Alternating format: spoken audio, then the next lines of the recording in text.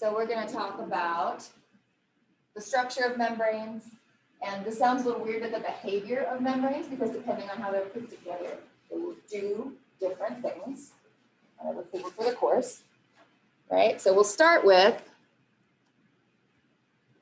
a stuck PowerPoint. There we go. General structure of a membrane. So we're going to talk about the different components. There's kinds of a few different groups of things that we tend to find in membranes. But we're going to start talking about this fluid mosaic model. So it's kind of just like a general model that explains the way that membranes are kind of set up in kind of the broadest terms. So the fluid mosaic model states that a membrane, right, these lipid bilayers are a mosaic of proteins that are floating on top of or inside the bilayer. All right, so we've got, right, this phospholipid membrane. We talked about that at the end of chapter 3. We've kind of seen that before. But when you really look at membranes, you see proteins either stuck onto or kind of run through these membranes, right? We kind of group these proteins that way, right? So you can have an integral membrane protein, right, that is integrated into the membrane, right? It runs all the way through from the outside of the cell to the inside or outside, right? So you have these integral membrane proteins that are embedded in the membrane.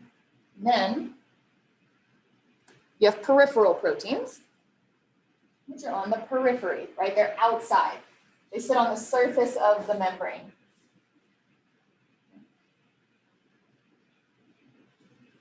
So kind of the membrane itself are these phospholipids, but there's also proteins stuck kind of onto it and through it. So it's a mosaic of lipids and proteins. And it's also fluid. These things aren't just kind of like in here and staying still. They're actually kind of moving around, and we'll unpack that as we go. Right? So we split these components into kind of component groups. I don't like this is not a satisfying list today, but these membranes are made of these kind of 4 different kinds of components. Right? So we've got the phospholipid bilayer, which we've mentioned, those transmembrane proteins that we've mentioned. We've got cell surface markers, those are the peripheral ones on the outside. And then this interior protein network, right? All that cytoskeleton stuff on the inside that's kind of holding the cell a certain way and moving things around. Right? So we've got these 4 kind of main parts, kind of determining what this cell membrane looks like, right? Right, so phospholipid bilayer, we should be getting kind of comfortable for this. It's like this flexible matrix of these lipid molecules, and because of the way they interact with water, they form this membrane, and it is selectively permeable, right? Because you've got this basically non-polar barrier that is made by a membrane. We'll talk more about that in a minute. All right, so we've got a phospholipid bilayer, a baseline component of a membrane, right? We've got these transmembrane proteins, these integral proteins, right? Trans means right, like across, so these proteins that go across the membrane, they float in the lipid bilayer. Many of them can move. You can kind of think, right, because we've got this kind of sandwich membrane of these phospholipids, but they're not really stuck where they are, right? You can kind of just think of them as like, as people standing in a crowded room, right? They're all pushed together, but they can kind of like go around each other and move around, and these proteins can kind of do the same thing. They float around in the lipid bilayer. They transport things into and out of the cell, and they allow for communication right between the inside and outside of the cell. Right? We've got a lipid bilayer, we've got proteins stuck through it. We've got this interior protein network, cytoskeleton basically, right? So you've got these intracellular proteins that reinforce the shape of the cell. Right? Did you guys, so who's in 1101 lab? Did you do cheek cells? Did the cheek scrape? No. Oh, lame. Well, no, I like grass, but like, I don't know. We did cheek swabs last semester, so you could see your cheek cells. Animal cells are like really squidgy. They don't have like a lot of structure to them. And so in cells that need structure, you can have cytoskeletal elements that like hold the cell in a certain shape, right? Red blood cells are a good example, right? They've got this weird kind of compressed donut-y sort of shape. And it's because there are cytoskeletal fibers that are like pulling the walls of the cell in to like flatten it. Yeah. So So you've got this interior protein network that is holding the cell in a certain shape. It can also control movement of certain things, right? Because you got this membrane of stuff and it's kind of just floating around. But if you take some cytoskeletal fiber out of microtubule, you can attach things to certain places and hold them where you want them, right? Kind of keep things in place or move things around as you need to, right? Cytoskeleton stuff is moving around all the time. So lipid bilayer, proteins in the bilayer. Proteins underneath holding stuff wherever it needs to be. And then on the outside, we've got cell surface markers.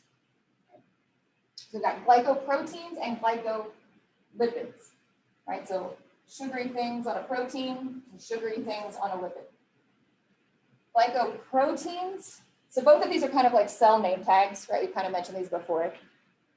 Glycoproteins are less specific. So glycoproteins are on your cells and they just mark them as your cells, right? These are things you kind of have to keep track of with like organ transplants and stuff, right? Because your body will reject things that are not marked as self, right? That your body doesn't recognize as part of your body. Glycolipids are a little more specific. They'll give your cells the ability to kind of recognize specific kind of tissues, right? You can have glycolipids on your cells that mark them as like muscle tissue or organ tissue or whatever it is the cell is for.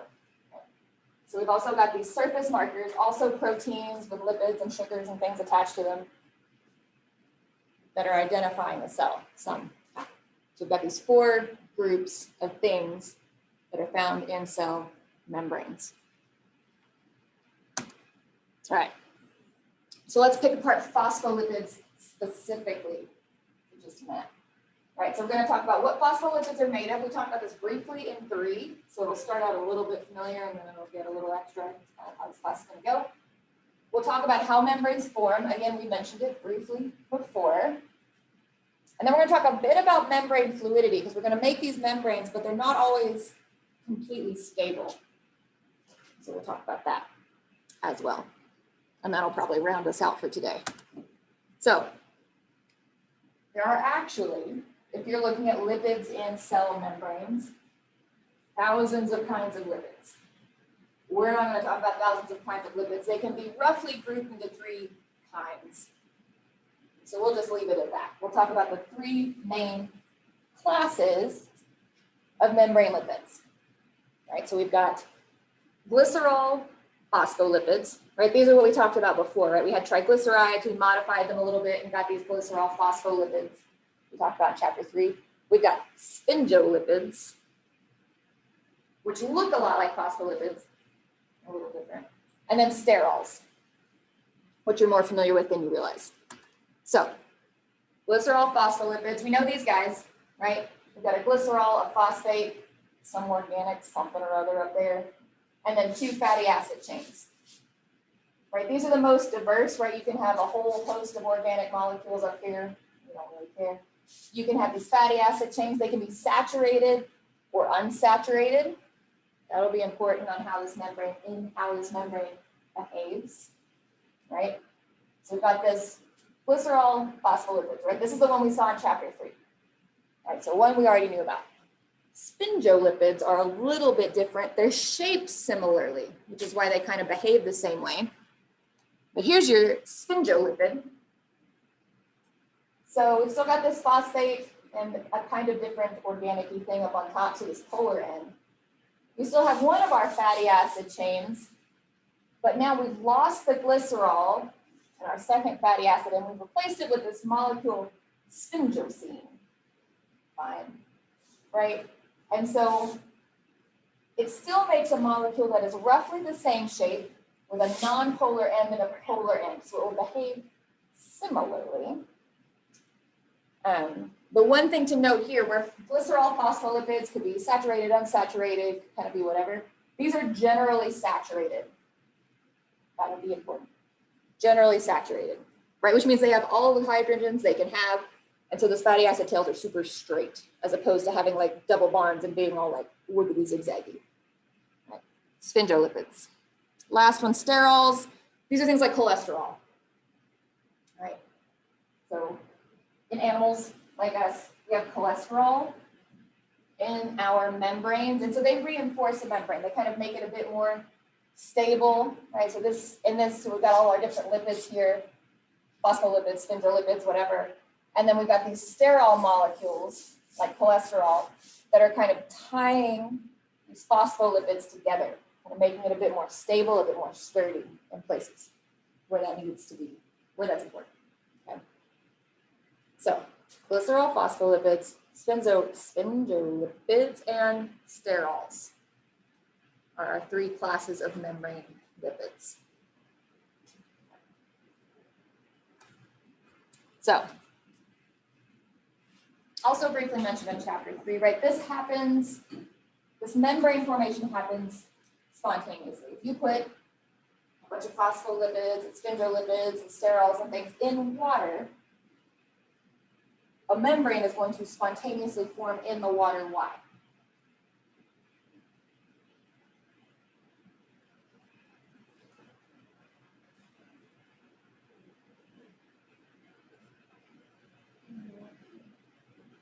What characteristic of water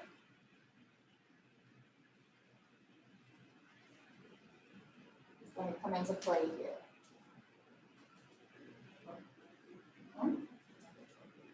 Hydrophobic, right. What part of these lipid molecules is hydrophobic? The tails. What does water do to hydrophobic things? Pushes them away. What do we call that?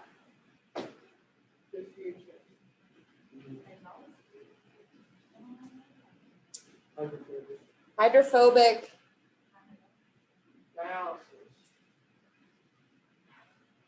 It's excluding them.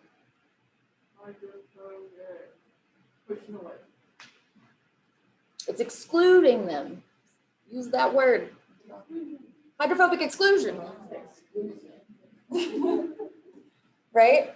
So you've got these lipid molecules, they're polar on one side. Water digs that, right? So the polar sides are forming hydrogen bonds with the water.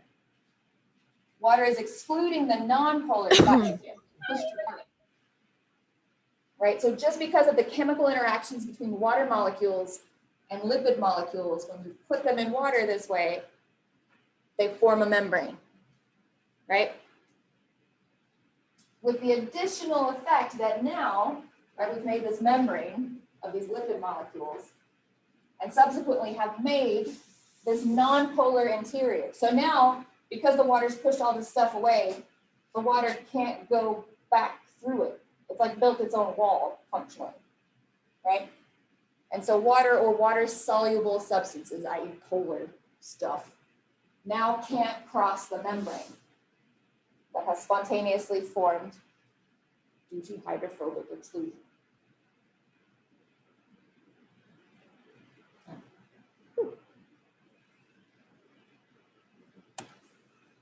Now,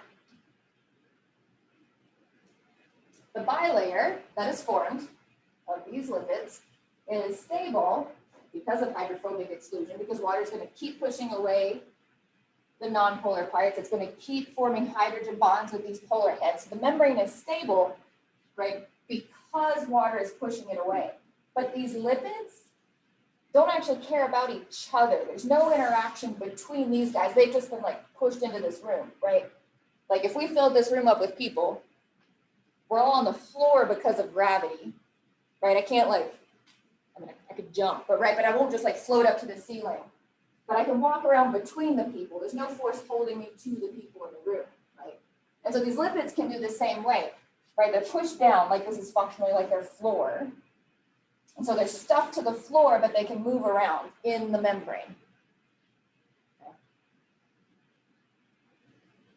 So unless there's some cytoskeletal something that's holding them in place, they can kind of shuffle around. And that's the fluid part of a membrane, that things can kind of move around, all right? So different things affect how fluid a membrane is. It can be environmental, can depend on which of those three kinds of lipids we were talking about are in the membrane, right? So easy environmental factor is always temperature, right? You heat things up. Heat is energy. It causes molecules to move faster. The membrane is more fluid. at a higher temperature.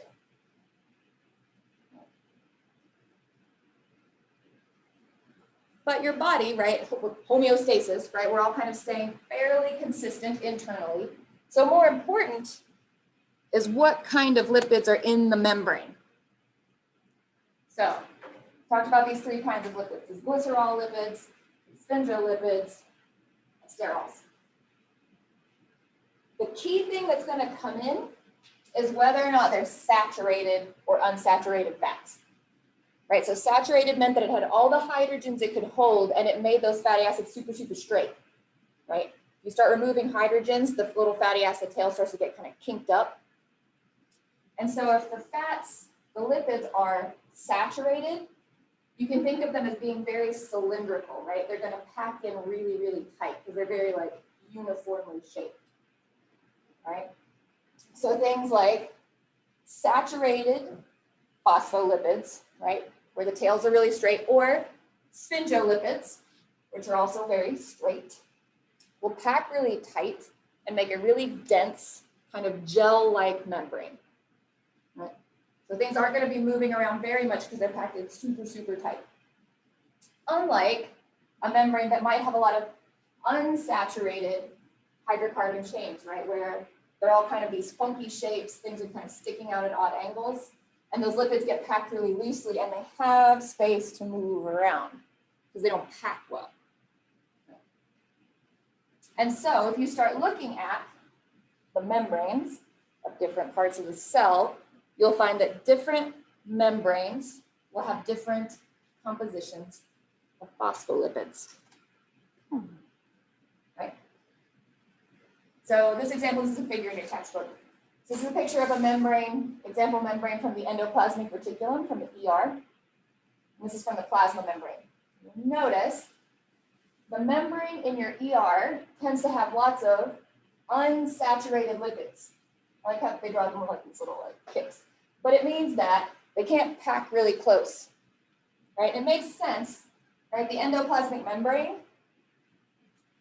is really dynamic, right? It's like pulling off vesicles, it's pulling in proteins, it's getting ribosomes, it's releasing ribosomes, all of this crazy stuff that's happening, it's letting go and coming together, right? So it stays very fluid, right? So it makes sense that it would be made of lots of these unsaturated fats. Conversely, this is a picture, like an illustration of a plasma membrane, right? The membrane around the actual cell, right? And that you want to be stable, right? It's holding the cell together, literally. Tends to be mostly saturated fats, right? They're very straight, they're very closely packed, very dense, right? And also with a lot of these sterols, remember, so these phospholipids don't interact with each other, but the sterols will kind of come in and grab them and hold them together, right? So you see kind of a different composition between different membranes to serve some given purpose, right? For example, keeping all your cell stuff inside your cell.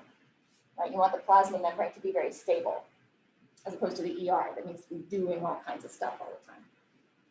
Right? So membrane fluidity varies. To think, yes, perfect. Which gets us to membrane proteins, which is what we will talk about on Monday. That's how it's done for the day. So have a good weekend. Remember, you've got a quiz and a lecture journal. Do not forget it.